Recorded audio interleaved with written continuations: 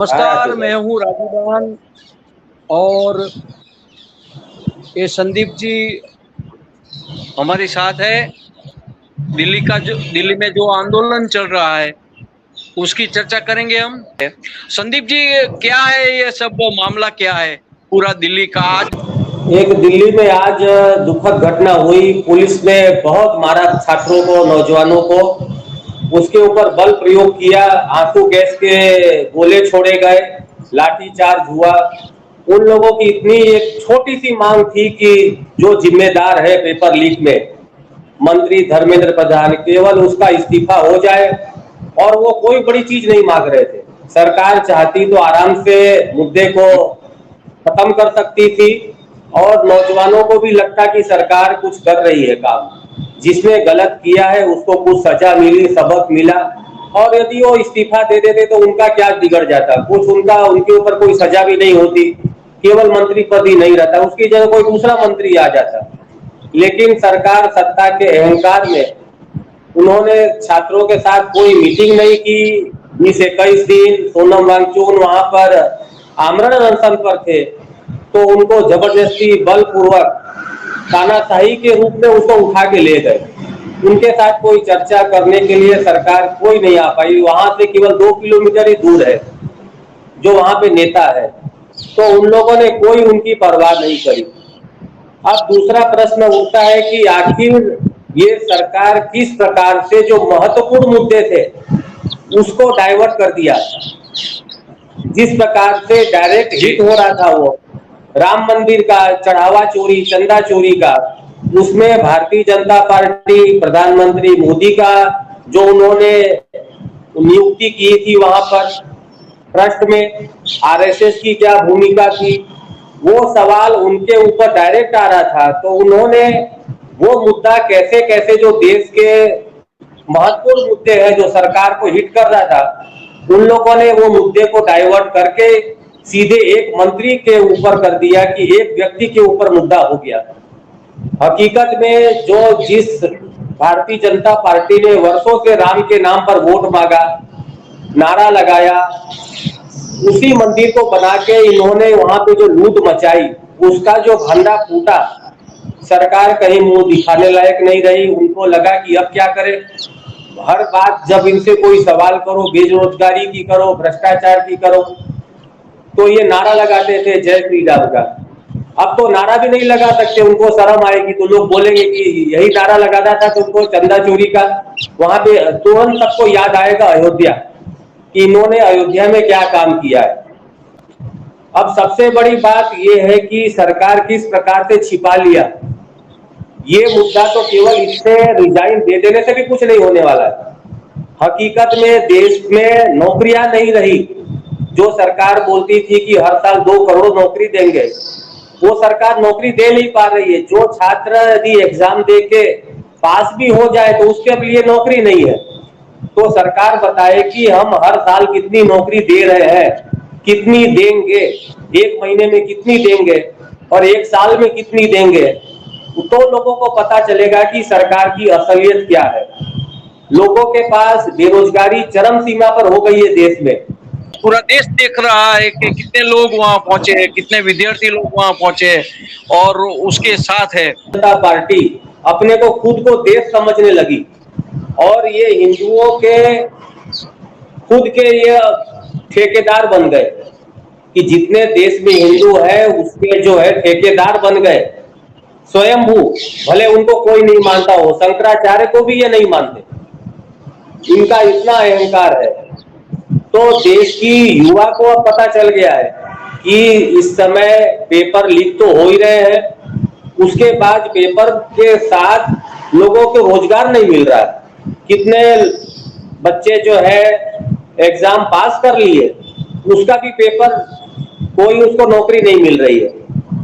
सरकार उसकी भर्ती नहीं निकाल पा रही है क्योंकि इन्होंने आने के बाद अधिकतर संस्थानों को बेचना चालू किया, प्राइवेट किया, कॉन्ट्रैक्ट सिस्टम किया। अभी इन लोगों ने हर जगह कॉन्ट्रैक्ट सिस्टम कर दिया। तो देश कॉन्ट्रैक्ट से नहीं चलता है। जब तक उसको पक्की नौकरी होगी, वफादारी से काम करेगा, मेहनत करेगा, तो कोई देश आगे बढ़ेगा। इन लोगों ने हर प्रकार से मीडिया का भी रोल है, मेन स्ट्रीम मीडिया है वो दिखा नहीं रहा, ऐसा आरोप लगता है कि गोदी मीडिया हो गया है। मीडिया का भी जबरदस्त रोल रहा है आंदोलन में। मीडिया इस समय पूरे देश में खुला पड़ चुका है। अब लोग एक एक नौजवान, आप दिल्ली में देखा मैंने कि एक एक बच्चे भी वहां पे बोल रहे हैं कि ये गोदी मीडिया है, ये कभी देश की जनता की आवाज नहीं उठाता है।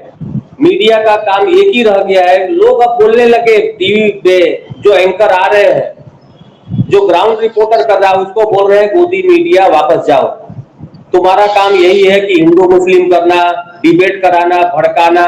वो देश की जनता की बात ही नहीं करते।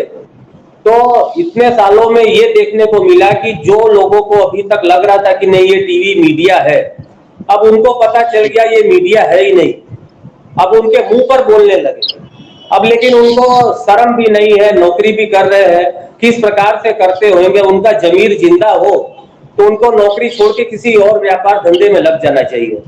लेकिन देश के साथ ऐसी गद्दारी नहीं करना चाहिए कि देश की प्रजा की आवाज न उठाओ और जो आवाज उठाए उसको बदनाम करो और सरकार के हर नाकामी के ऊपर पर्दा डालो और उसकी वाहवाही करो।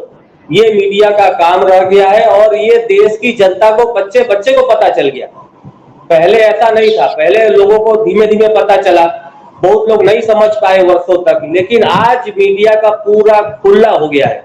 मीडिया कि मीडिया का असली चेहरा क्या है। अब मीडिया के ऊपर कोई विश्वास भी नहीं करता, कोई देखना नहीं चाहता। पहले एक मीडिया का कितना मान सम्मान होता था, लोकतंत्र का चौथा स्तंभ कहा जाता था, और उन्होंने इतना स्तर गिरा दिया।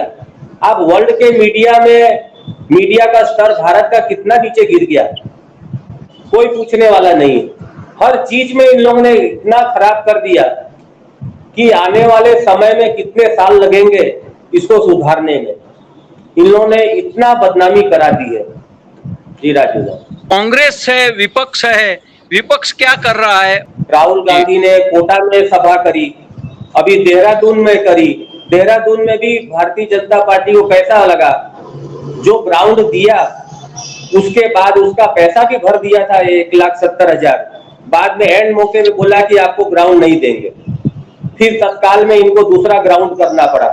और वहां पे सरकार ने क्या प्रोग्राम किया, एक सिंगर को बुला के वहां पे प्रोग्राम किया, सांस्कृतिक प्रोग्राम, और वहां पे गाने का ऑर्केस्ट्रा करवाया ताकि लोग, युवा राहुल गांधी के पास उसकी बात न सुनने जाए, लोगों को पता न चले कितनी बेरोजगारी है, कितना भ्रष्टाचार है, पेपर लीक का मामला है, नौजवानों का राहुल गांधी आवाज उठा रहे।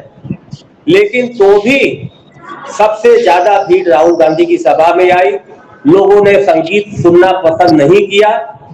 तो इससे पता चलता है कि देश का युवा भी इस समय मेन मुद्दे पर चलना चाहता है, न कि धर्म की राजनीति में, न जाति में, न हो कि कोई संगीत का कार्यक्रम करे।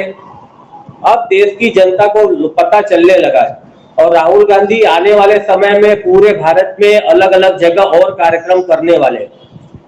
अब इसमें क्या हुआ कि भारतीय जनता पार्टी को लगा कि सारा जो युवा है यदि कांग्रेस के तरफ डाइवर्ट हो जाता हो तो उनकी सरकार को खतरा होगा आने में। तो उन्होंने ऐसा आयोजन किया कि कॉकरोच जनता पार्टी को परमिशन दे और वो आंदोलन करे, कुछ लोग उसमें चले जाए, कुछ आम आदमी में चले जाए, तो वोटों के बंटवारा होने से फिर से भारतीय जनता पार्टी की सरकार बनी रहे। ये पूरा खेल उसी हिसाब से चल रहा है।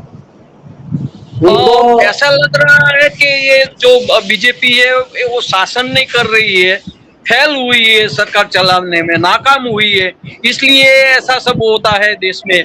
आंदोलन चल रहा है कैन बेतवा वो मध्य प्रदेश में, वो 2 नदी का लिंक परियोजना का, इसमें भी ये हुआ है। और गुजरात का खेडूत में आंदोलन गुजरात में चल रहा है। और वो जो आंदोलन है वो पर्यावरण का उत्तराखंड में चल रहा है। कहीं ना कहीं आंदोलन पूरे देश में चल रहा है। मोदी शासन है जो शासन करने में नाकाम हुआ है, वो कहने से डर रहा है, लोगों को बताने से डर रहा है कि हम अमेरिका के गुलाम हो गए हैं।